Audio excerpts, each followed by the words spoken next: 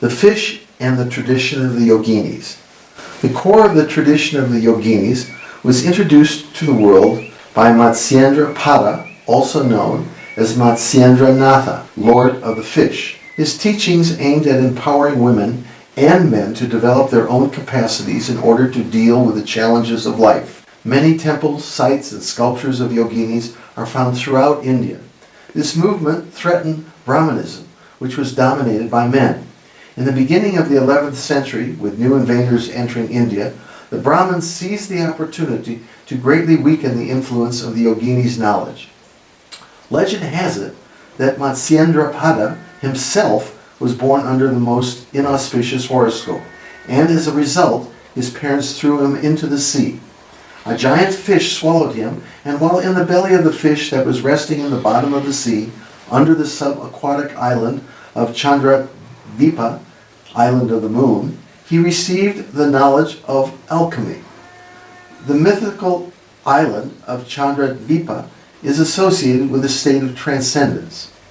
When Matsyendra Pada came out of the fish, reborn in knowledge, he went to Kamarupa, the palace of the senses, and with the help of the Yoginis integrated the teachings into his daily life. The Yoginis then became the recipients of this integrated knowledge. One of the most important works of the Matsyendra Pada is the Kola Gyana Nirnaya, a body of knowledge which teaches how the energy of the Yoginis, or our own energy, is integral to the process of spiritual transformation. The Yogini pantheon across India has an elaborate symbolic iconography that differs from one group of Yoginis to another.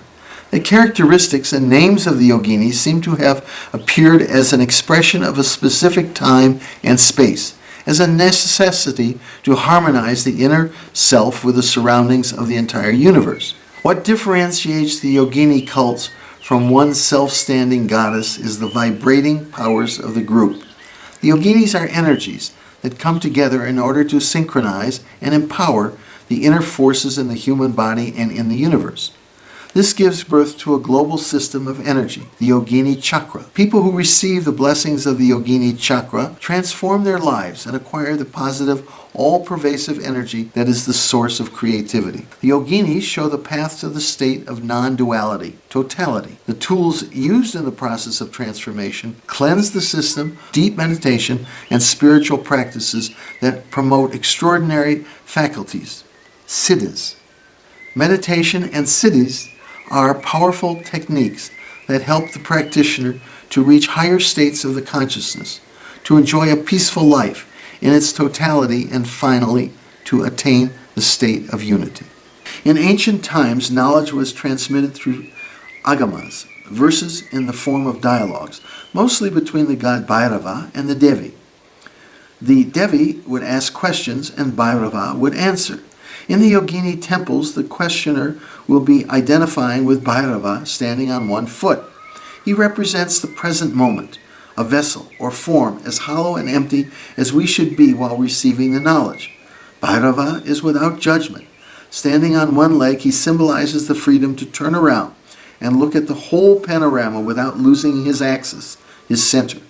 When Bhairava asks the questions, and the Devi, in this case the Yoginis, supplies the knowledge, the verse is often called Nigama.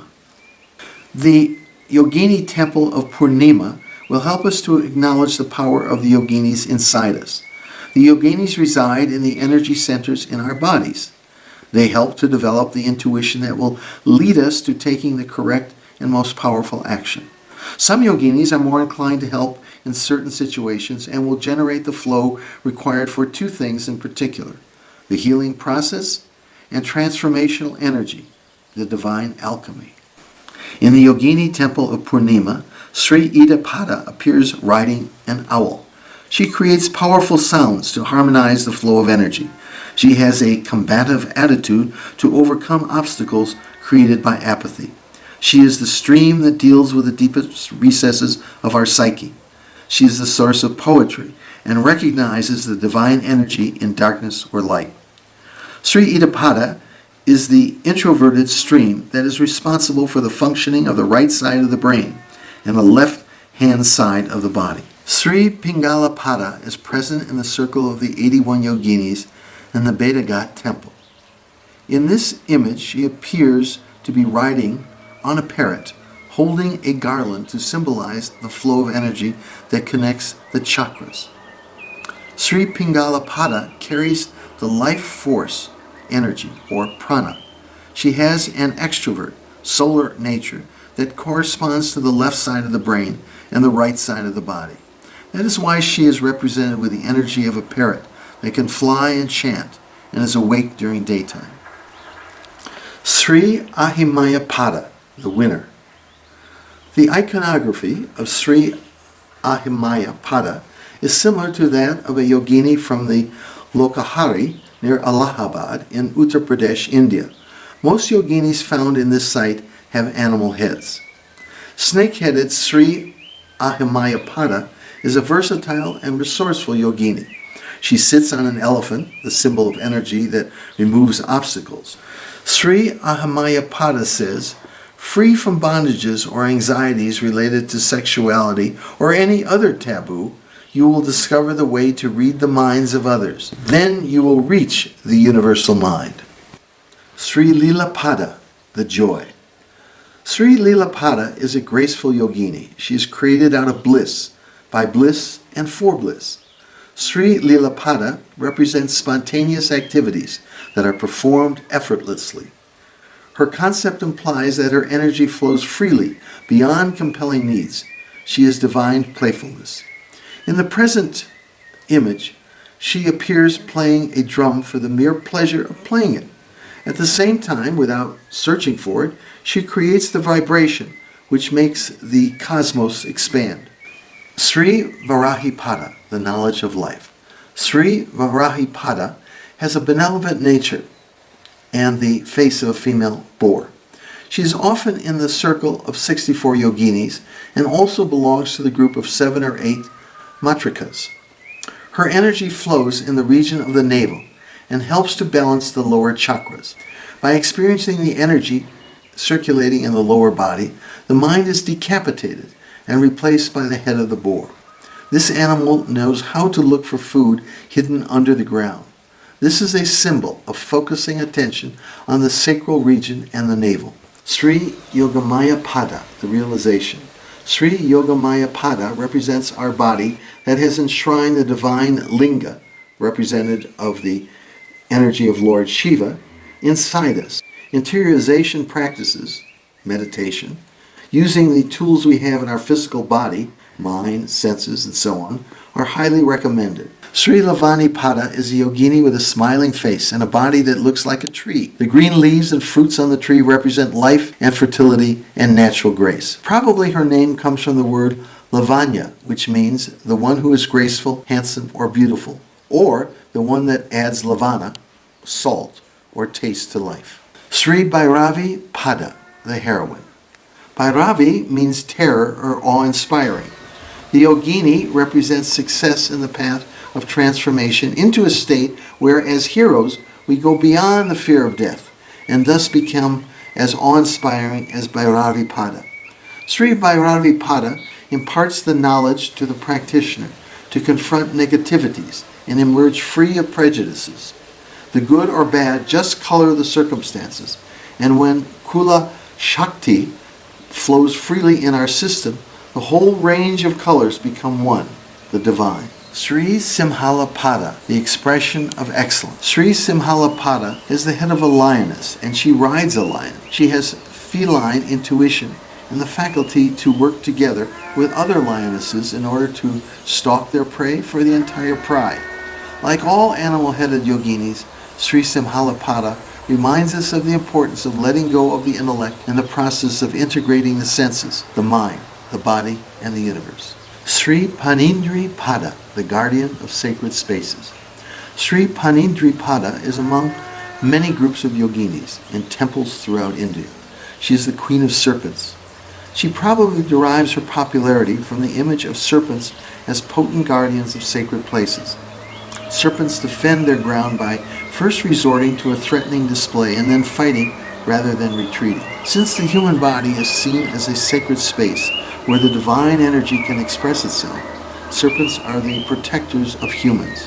Sri Chamundi Pada is known by many names: Chamundeshwari, Chamunda, Charchika, and so on. Like many other known goddesses, Sri Chamundi Pada did not come from a Brahmanical tradition, but from tribal imageries. She has a fearsome aspect, but also belongs to the groups of 7 or 8 matrikas. Her name is a combination of Chanda and Munda, the 2 monsters that she had killed, and who could be compared to the monsters we fear the most: death and illness. As a yogini, she is a protector and a giver of strength. Sri Bhadava Pada, the power of change. The verses of the 2nd chapter of the book of the wisdom of the yogini, the Kalyana Nirnaya, explains creation, where the movable and immovable manifestation is only one half, and the dissolution is the other half. If the process of creation is sometimes difficult to understand, the dissolution of the universe is even more mysterious. Both mysteries are found in the mouth of Bhadava, the female seahorse or hippocampus that resides in the most subterranean of the world. The essence of the energy ripples through creation and dissolution. In the temple of Purnima, this yogini expresses with her right hand the grace of the dance of creation and dissolution. The trident of Shiva in the left hand of Bhadava represents the action, kriya, jhana, icha.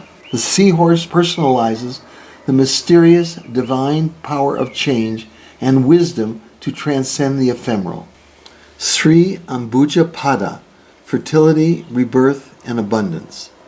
The name of Ambuja means born from the waters. Her iconography was inspired by the ancient goddess Laja Gauri, considered as the mother of humanity. She squats in the traditional position of childbirth in India. Her head is a lotus. The symbolism of the lotus is the clarity or purity of thought. Replacing the head with a lotus indicates the strength of thought in its most refined expression, without prejudices or limitations. In the temple of Purnima, the goddess Sri Ambuja Pada represents the energy of motherhood and spiritual rebirth. She expresses the idea of creativity in 2 ways: the position of childbirth and the position of her feet, which are at half moon, the symbol of the female reproductive organs. In the past, the legs were often open, exposing her sex, or yoni, which represented abundance. Over the centuries, this iconography evolved and was transformed into Lakshmi, who has 2 lotuses in her hands and is the goddess of abundance.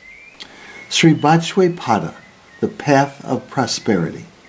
This yogini came to the temple of Purnima as a tribute to the pre-Columbian myth of the Mother Creator. The temple of yoginis of Purnima is located at the foot of the mountain where the sacred lagoon of Iguaque is to be found. It was venerated by the Muiscas, the ancient inhabitants of the region of Villa de Leyva. Legend has it that the goddess left the lagoon with a child in her arms. When the child grew up, they settled the land and taught their children and the children of their children how to cultivate the land, tame the animals, weave, and so on. After the inhabitants of the earth integrated this new knowledge, Bachwe and her companion transformed into snakes and returned to the lagoon.